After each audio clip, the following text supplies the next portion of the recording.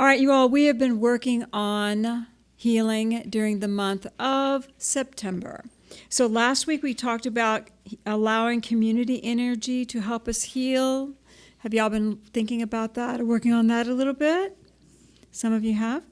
The week before, we talked about how we can intend our behavior to support the positive.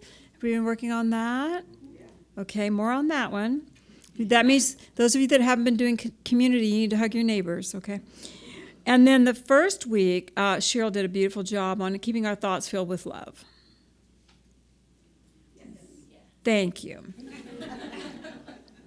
All right, so we all know that healing is lifting to a higher level of consciousness, replacing a lower with a higher, to have a new realization that does not contain broken or disjointed beliefs. So we're living at this level of consciousness that has all of our belief systems in it. And when we can take any of them that block for us and raise it and supplant it with a higher, then we have the energy that flows freely. And then we're living at a higher level in greater health and wholeness.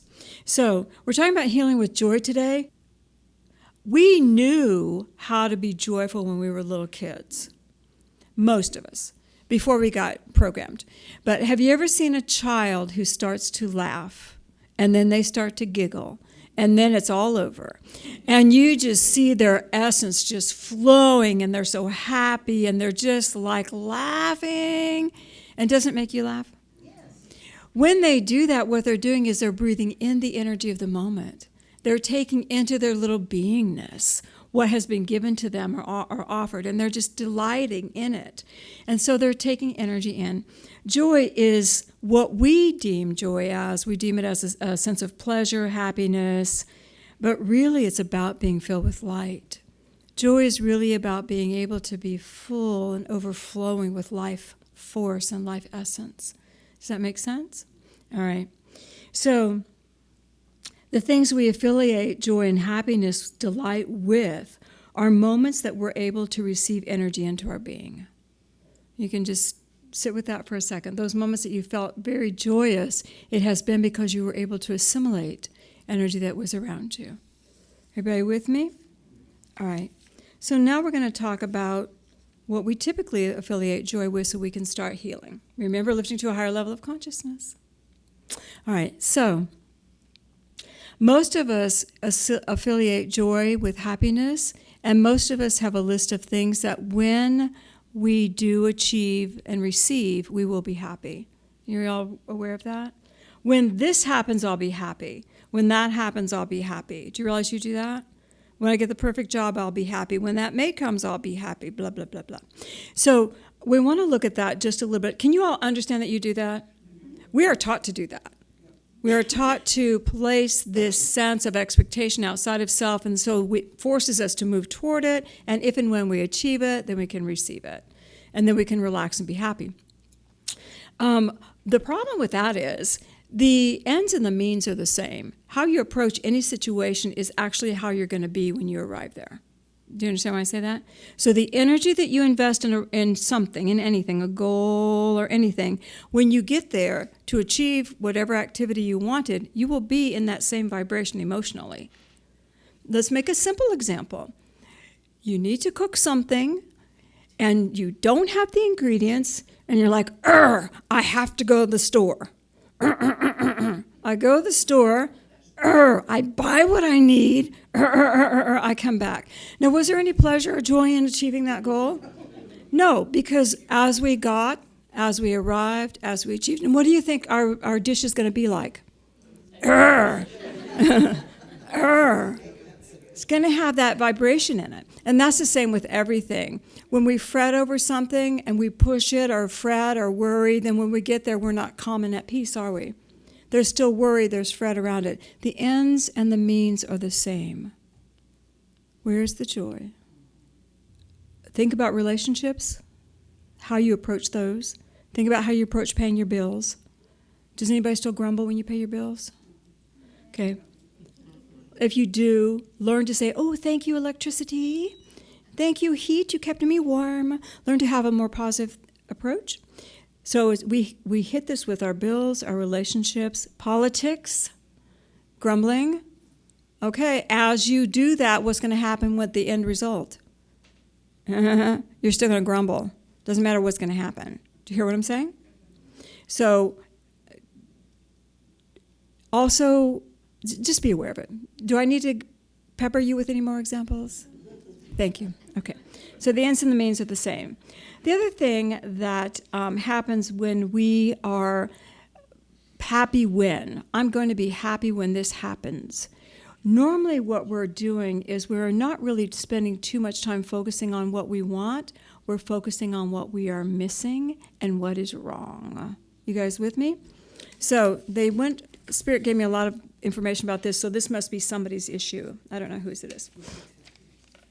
Okay. When you are saying, I will be happy when, there is a belief that things that are happening now should be different than they are. And this keeps you from finding joy in the moment. You have resistance to the energy of the moment and the flow of life because something hasn't happened the way you think it needs to happen. Okay. You are literally blocking the energy that is trying to reach you. Things are wrong. This is broken. I'll be happy when. I'll be happy when you do what I need you to do. I'll be happy when I get that raise. I'll be happy when I get recognized. I'll be happy when you need to do what I need you to do. That one comes up a lot. When we are focusing on what is missing, we are literally blocking the energy that could be coming to us in that moment. Got it? Spirit said, if we remember divine order, and I shall actually read you the definition of divine order. Ready? Everything is in right relationship to the whole. If everything is allowed to be, it will be in divine order. If you allow things to roll the way they are rolling by the universe, it is divine order that is ultimately taking you where? To your desire. And it's ultimately going to bring you something even in the moment that is a stepstone to your desire. Divine order, the universe doesn't say, oh, they want that, let's just leave them in the dark for a long time. No, the energy is starting to roll. They want that, we're rolling toward that. We're bringing energy to take you there. Divine order, everything's moving in divine order to take you there. Remember, we're at one level of consciousness, we got to get to another one. We got to move. There's got to be some motion here. Divine order allows you to see the good in the moment, even when it still isn't what you want to be happening. With me? Okay. We can realize, once we realize that law, we can realize that even in the moments we don't understand, that something good is happening that is going to take us to where we want to be. And we can relax and let the energy in.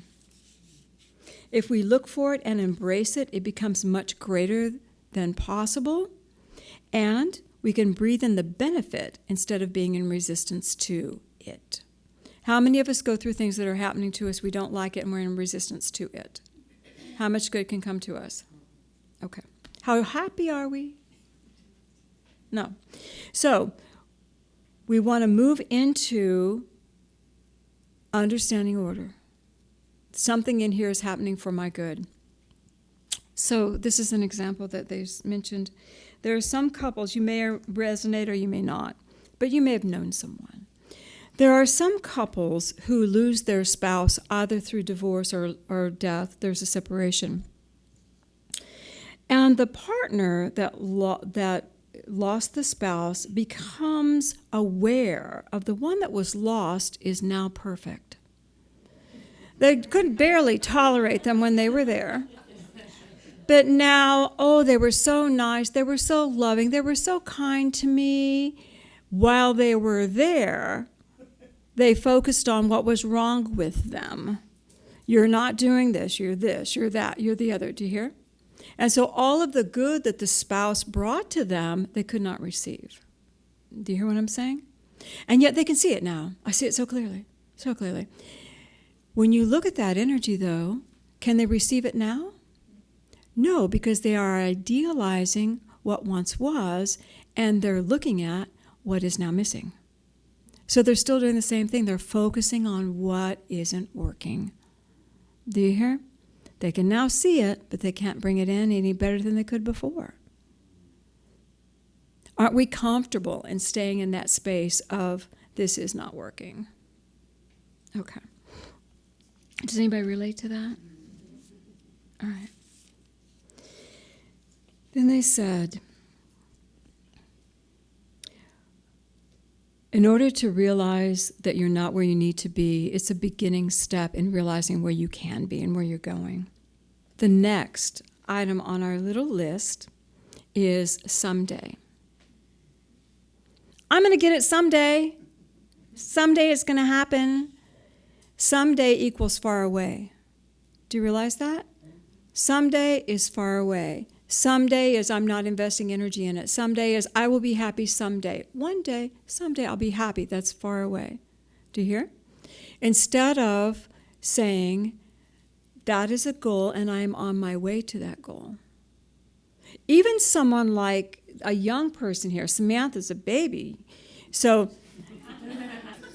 she could say, Cindy, you look so happy being a grandma. Someday I'm going to be a grandma. I'm on my way to being a grandma at the perfect time, place, sequence, which is probably going to be many years from now. But she can still claim it now. I can't wait till I'm a grandma too. I'm on my way to that experience. I'm going to have that experience. Do you hear? She's claiming it. She's investing in it. I don't know if you are or not, but I'm claiming it for you. She's investing in it. And the far away is not there. How often do you have the far away in your dreams? I will be happy when. My life will begin when. Blah, blah, far away. Okay? So, I am on my way to immense wealth. I'm on my way to being debt-free. I'm on my way to perfect health, and I'm experiencing it now. And I'm on my way to that perfect relationship with love. It may not be here yet, but I'm booking toward it. Do you see the difference? And if I'm on my way, can I be happy now? I can let the energy in to be happy. Okay. So we have energy, and our attitude will create the journey. We have focusing on the dreams positively of what you've got today, not what's missing. And we have the distance. We want to bring the distance into the now.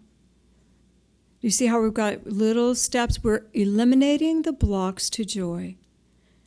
We're collapsing and creating the capability to have joy today.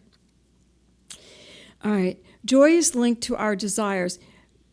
You know, we can be happy and we can laugh. Laughing is fun, isn't it? And when we're laughing, we're taking things in. And if it was only laughing that you needed to do, I would have told jokes this whole time. But our dreams hold a component of our spirit, and our joy cannot be found until we can find ourselves. So joy is about us being fully present, energized in the moment, able to receive, able to be filled to overflowing, able to be vital.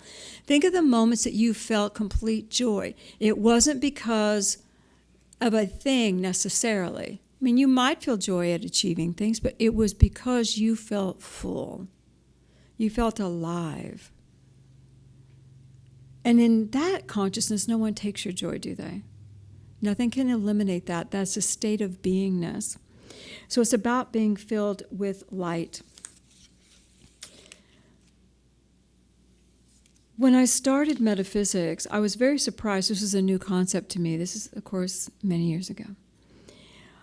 I was told by my teachers, just casually, you know, we're talking about the law of giving and receiving. And, you know, as you give, so you shall receive. And y'all, I had not been receiving. And boy, had I been given.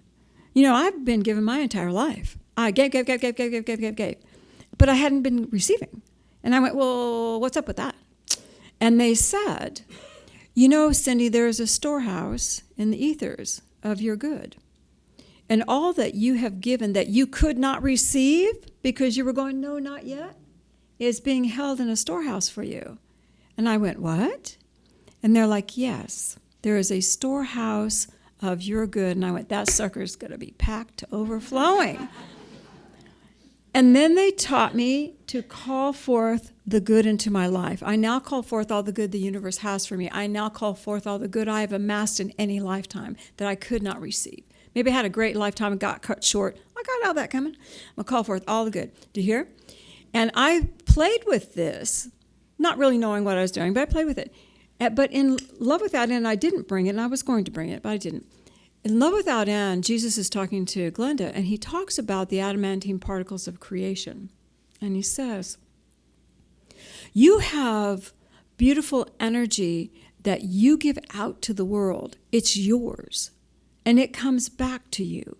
And if for any reason you cannot take it in, there is a space that you have designated where it gathers until you call it forth. Until you call it forth. That's what it says. I went, oh my God, that's what they taught me. We can never lose the essences of our good. We can never lose the return, giving and receiving. We can never lose the return. We can block it through not being receptive. We can block it through not wanting to be happy. We can block it through focusing on what's missing. How many years have you wasted focusing on what's missing? I mean, most of us do. Well, that's good, but yeah, this is really bad here. But that's good, but this is really bad. We can literally call that energy back to us. And then Jesus says this. He said there are also, and adamantine particles are those particles of creation. There's a science name for them, but I don't want to quote you because I may have it wrong. But there is a particle that they're watching that is a particle of creation that allows mass to occur. So probably very similar to the adamantine particles Jesus is talking about. Then he says, there is so much of these energies that are God-given that you can call forth the God energy into you at any time. Not even what you created, but what's there from the universe. Just breathe it in, and you can be overflowing with God light. Do you think that would make you joyful? When we can feel the vital life force moving through us to totality, to overflowing, that is the essence of joy. So, in the Aquarian, Jesus says this. Oh, I've got my Aquarian. Oops.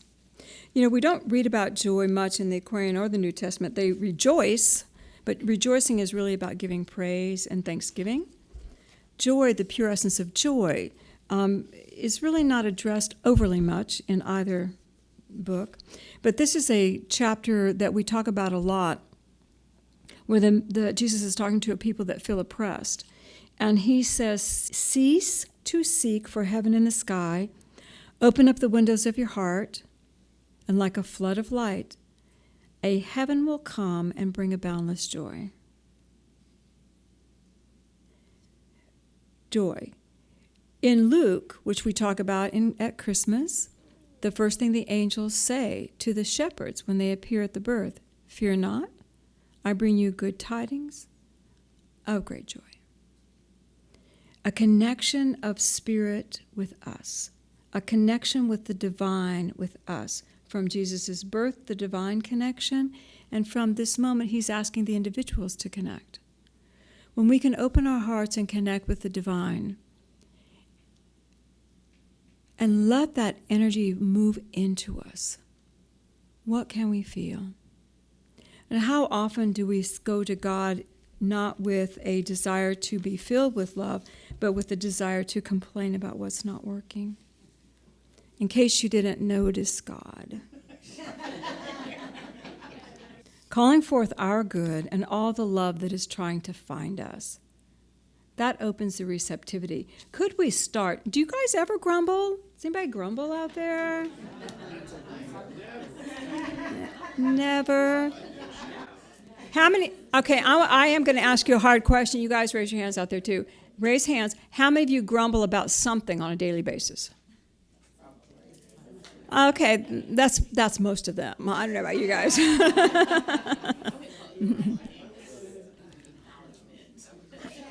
How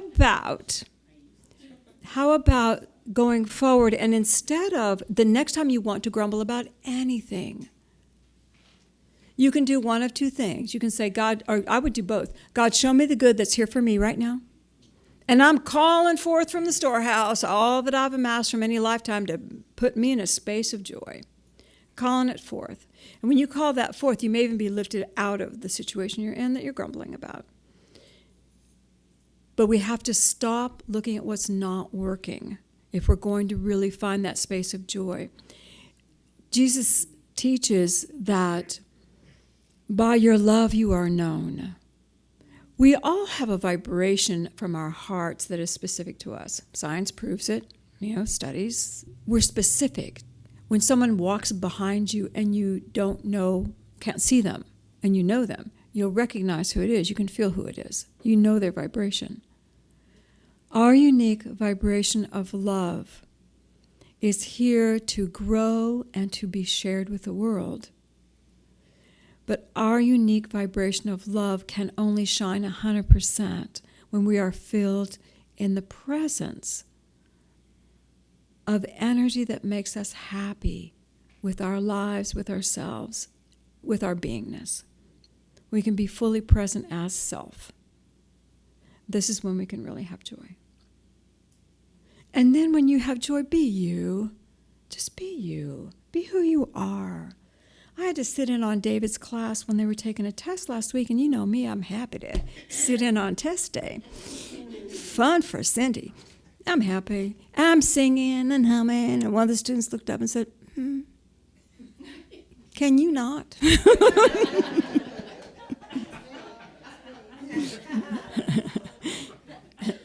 And I went, was I singing? I had no idea. I'm singing Christmas songs. I don't know what I'm doing. I'm happy. So I stopped. But do you hear what I'm saying? I was allowing myself to be Cindy Joy. And when you hear Cindy run around singing Christmas songs, she's Cindy Joy. What does your joy look like? What do you look like when you're totally feeling the presence of God moving through you? What do you sound like? How are you? And trust me, people will feel you. They will feel you. I did a wedding yesterday, and I've never been told this before. Did a wedding, and the bride said afterwards, she said, and of course, God was there, the angels were there, it was amazing. Love, it was pure love. And the bride came to me and said, I felt your love. And I said, oh yeah, God was fabulous. And she goes, no, Cindy, I felt your love. And I went, ah, because I was loving her. I was, but she identified my essence. Out of all the major angels that were there, she could still feel me. That was lovely for me to hear, that my presence was seen. You see? That's how powerful we are as individuals. Everywhere we go, we bring the essence of who we are, and we can be the grumbly, or we can be the joy. And if we are joy filled with light, what energy are we investing in? Staying connected with God. We're investing in the energy of being that love, being that light. And how healing is that? In Jesus Teacher Healer, one of my favorite little sayings, favorite moments, humanity will one day realize that all it needs is light. It is the Spirit of the Christ which is the light. When the body is sick, it is in some way lacking the light. All disease will in due time be traced to this lack. It is true that the majority of humanity may still suffer from ill health, but you can trace all disease, all sickness, to an unconscious disharmony in the soul to uphold the inflow of the light which is the bread of life. And the disharmony in the soul is when we focus on what's missing, or they haven't changed yet. We do that to everybody. You haven't changed yet. All right, let's take some light in, shall we? Put your feet on the floor. Let's breathe.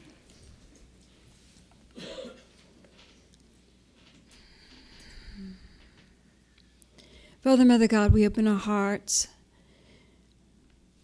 And I ask that your light just engulf us. And I would invite each of you to feel a beautiful calm of light come over you. The unique, beautiful presence of God love surrounding you. You are the beloved child of God.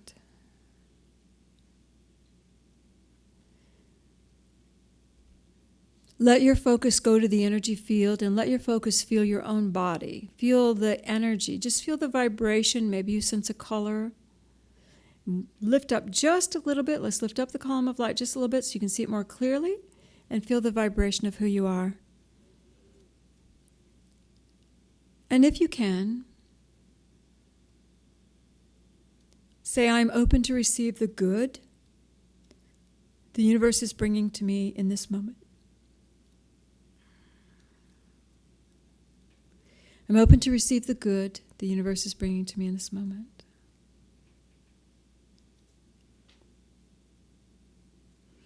It may come big, it may come small, it may come very, very tiny, but it's coming. And now if you can, Father, Mother, God, I now call forth all the good from my storehouse that I am capable to receive. Help me receive even greater.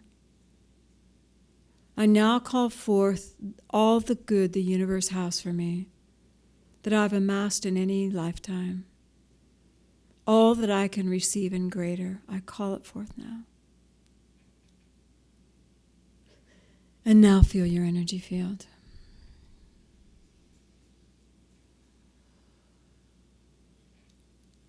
Feel your heart. I am in my right and perfect place. Divine order. All is in its right and perfect place for me. And I love this journey. It is perfect for me. Just feel as everything begins to harmonize and balance, all the things that we've been calling forth, harmonizing and balancing within you. Feel the column of light, perhaps getting brighter or growing stronger, however it appears. And there is nothing that you need to do in this moment but be the love you are.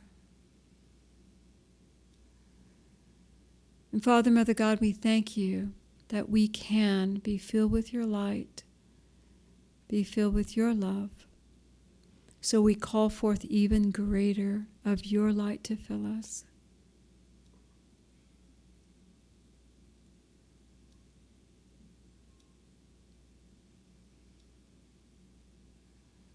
And we are so grateful. Feel the harmony, the balance, and when you're ready, take a deep breath. Send your love into the room. And you can gently open your eyes.